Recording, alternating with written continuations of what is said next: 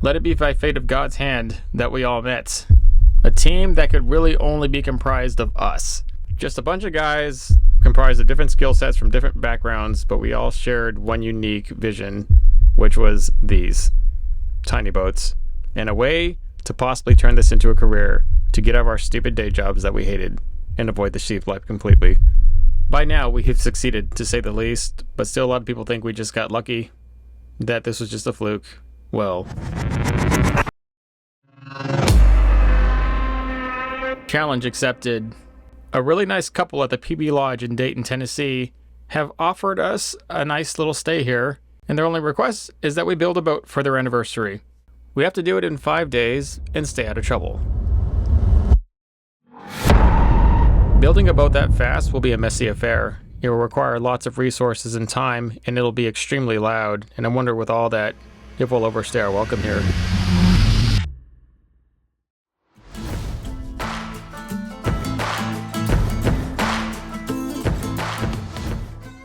All of us packed all our gear and materials and every tool that we had to come and build this thing. We're in a very unique place. It's a hotel with garages underneath, big enough to store boats.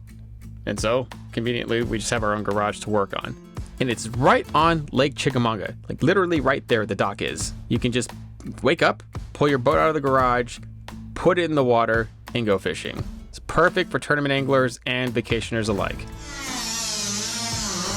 Demolition of this boat will be a breeze. It's only 1/2 subfloor and a transom. What do you think about that? It's not 420. Yes. Is this? Yeah. But that's not what it's officially called. Oh, there it is. Subfloor is exposed. Did we do that? The hardware used to hold this boat together is rusted beyond removal, and I don't know what's on the bottom of this, but it has to get off there. We have to prep and clean the hull to get it ready for building, but first the transom. Can't hold it. Yes, you can.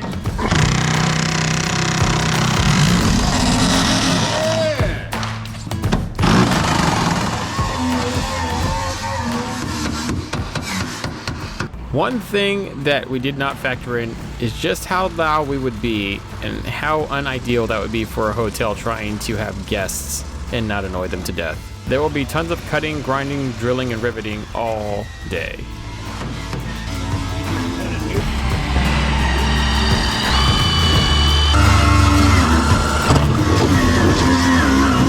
Good.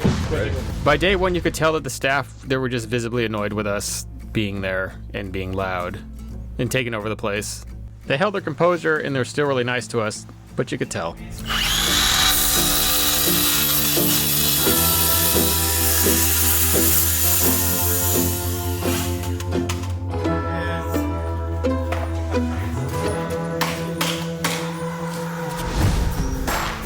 Yeah, all the support's gonna be on. But that's gonna be still nice for putting the tie dogs in. Support spot back in. See if he gets on the first try.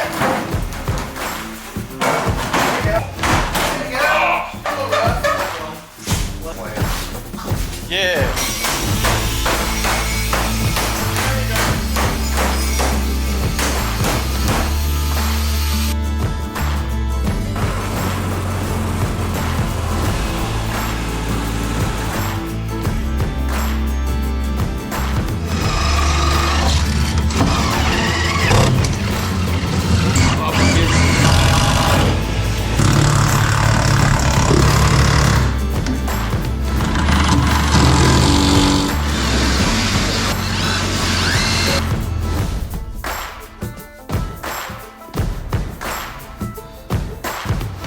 Replacing the transom went well, but there's still parts that need to be welded. We haven't quite figured that out. Thankfully, I think a fan of the channel came by. We actually thought he was hired to come on in, so he just kind of showed up and I was like, look, this needs to be welded, and he kind of just didn't ask any questions and just helped us out. Got to work on the boat and make it what it was. Nobody had called him out here. He just kind of showed up, and I mean, if that's not divine intervention, I don't know what is. He came exactly when we needed somebody like this the most. Welding is a very unique skill. It's expensive and in high demand. We never did get this guy's name though. He kind of just came, helped us, and then left. And we tried to hit up the staff for his contact information, and we never did get it from him. So if you know this guy, shout out his name so we can shout him out. Now for the subfloor. We're going to prep and clean and prime it before we start installing stuff. Oh. Well, never stand behind the fan. Never mind. What's that? It fell out. We'll be live and you can just hit it. An area to get the live well pump. Space available for the live well pump. Oh yeah. Build pump. Straight edge.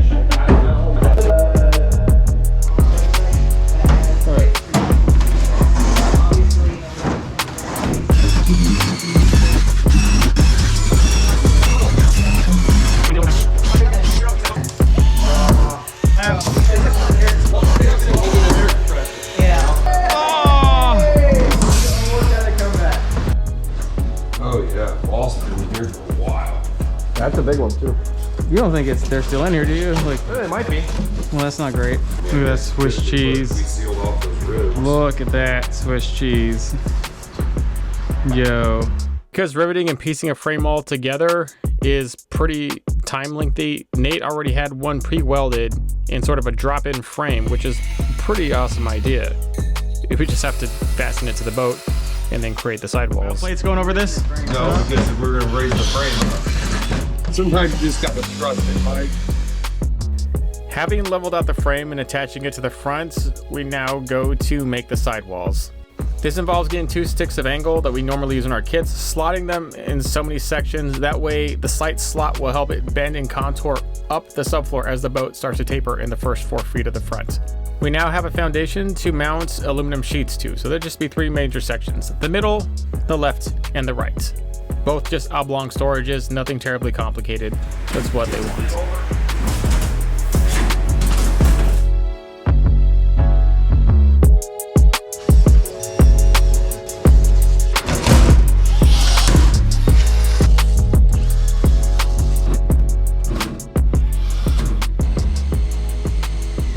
Now that we've attached all the side walls and the back main wall, we can go ahead and attach the rest of the frame to the sides of the boat. That just is a series of angle that we put on the side to bring it to the gunnel, and then we add brackets along the side to attach those. It's actually pretty genius. We could even have this as a drop-in kit for anybody who just doesn't want to do a frame and wants some basic layout, and you could just attach it like so. It didn't take very long, especially if a few people on it. It could be done just within an afternoon. There's just one major problem that's holding us back. I think we overdid it day one. Fatigue is starting to set in, and the guys are starting to get restless. There's also a big hole in the boat, and judging by the previous repair attempts with all the booger splat, this wasn't the first time somebody tried to address it, but it will be the last.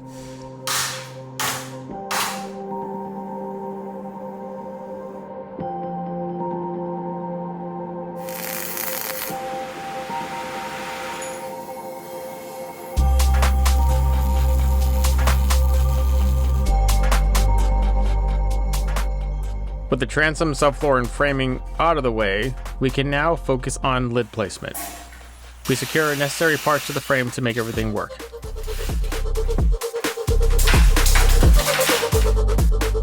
These are our dry hatches, our most popular item. It's a lid inside a lid trap that just falls into a hole that you put in the deck. You can either frame the hole, cut it out of your deck. Either way, the lid is already pre-made. It just needs to be attached. That's finally get covered though, right? So it's pretty easy. You can take Yeah, the top will, the edge will. Way to go, Jeremy. Christmas help. You just called Jeremy Christmas help? Yeah. Calling me Christmas. I've never been called Christmas help in my life, but I can imagine it's probably pretty insulting.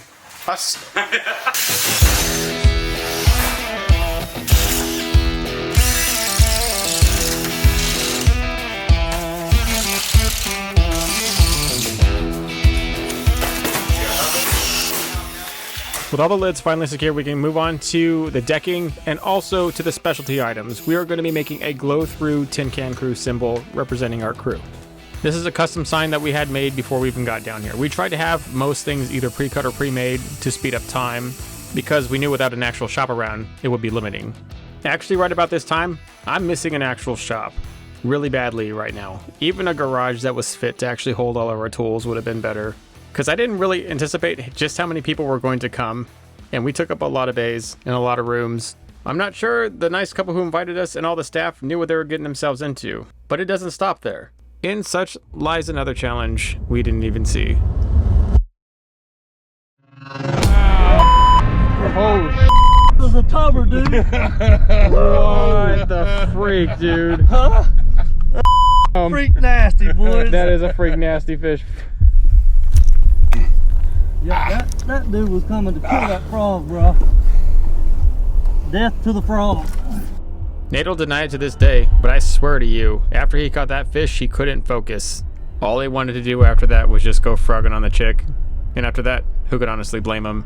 But even then, we also ran into lack of resources and limited options from surrounding areas where it kind of squeezed on us, and it did hinder some of the end results. There were also contention about what the end result would be like. Would it be something that would actually mass appeal to fans everywhere, or would it only be something that would just appeal to the customers themselves? But there are multiple things causing us issues now, not just this. The biggest mistake all of us made is that we thought we could drag our families on a little vacation and work the whole time and that wouldn't have consequences. The workcation is like trying to ride a bike with a square tire. It doesn't work.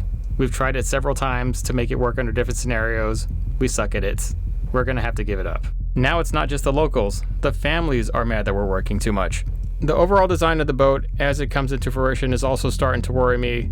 Not that there's anything wrong with the boat. It's a nice, high quality build, but that is just it.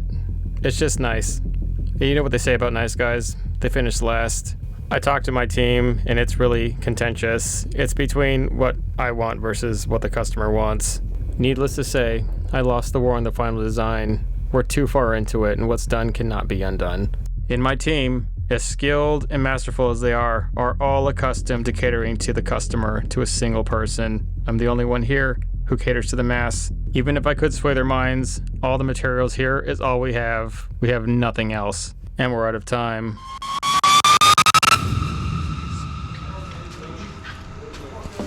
Why is it on 7? That's really high. Was it on 7 before? Gray EVA foam is a double-edged sword. It looks fantastic to the naked eye, but to the camera and for media, it's just physically unimpressive. One of the only times it looks impressive is when there's a custom routed EVA foam job. Normally this is scanned and outsourced to people with high quality tools to cut the turf, but in this case all they have is me. I don't have a $25,000 scanner or a $100,000 CNC machine, but what I do have are a specific set of skills that have allowed me to bypass needing any of that. Aside from artistic talent, which has helped me with the initial designs here, there's not a whole lot that can stop anybody, which is a steady hand and craftsmanship, to be able to route foam like this. Foam is exceptionally easy to route. If you can route wood, then you could route foam all day. For heaven's sake, it's foam. It requires basic tools like flat bits and contouring bits, a standard battery-powered router, maybe a low-temp soldering iron to give it that edge laser cut look, and essentially just some careful planning. With this, it's very time-consuming and maybe a little tedious, but what drove me to do it was that a custom deck was going to cost $3,000 to $4,000, and I only had like $300 to $400. It's just enough to buy those sheets of turf, and all I had was my skill and time to experiment, time to practice, and time to hone and refine. Jack of everything, master of nothing, too driven to be a loser, too rough to be an elite. Not a boat builder, not a welder, not a fabricator, just a professional bastard floating through the ether, trying to make something. When people look at me and everything I have and ask me what it is that I do, I don't even have a good answer. What do you even call this? Half the time, life seems fake, like it's an alternate reality. Like, am I really truly getting paid to leave this life and do things like this? It's only when I look in the mirror and see how badly I've prematurely aged myself through all the stress and work to acknowledge that it actually is that. And even then, it still feels like we're stuck in a fantasy. To be blessed by the Lord in such a way that I have, only to fall short time and time again, wondering why and when it will all go away. But they've taken a look at special people, and they've tried to find out what makes them special. And it turns out it's not looks, strength, intellect, or even dumb luck. It comes down to grit. Essentially, you have to try harder than what most people will do. So essentially, you don't even have to be born special. You can just make yourself special by trying harder.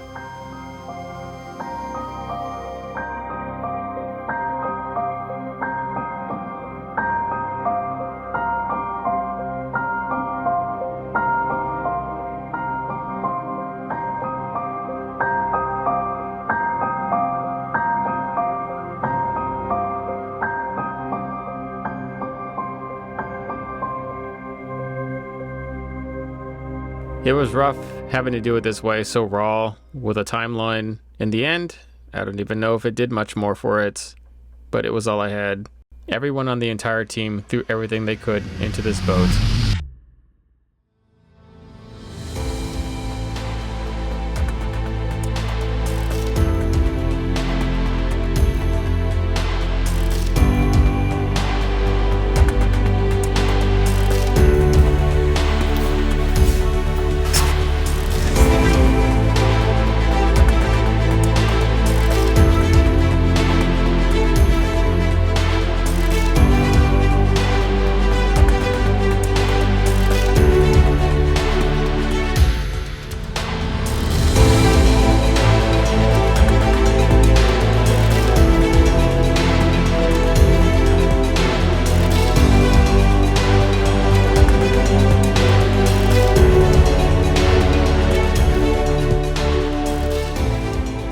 I pondered during this project whether or not it was a waste of my time to even come up here.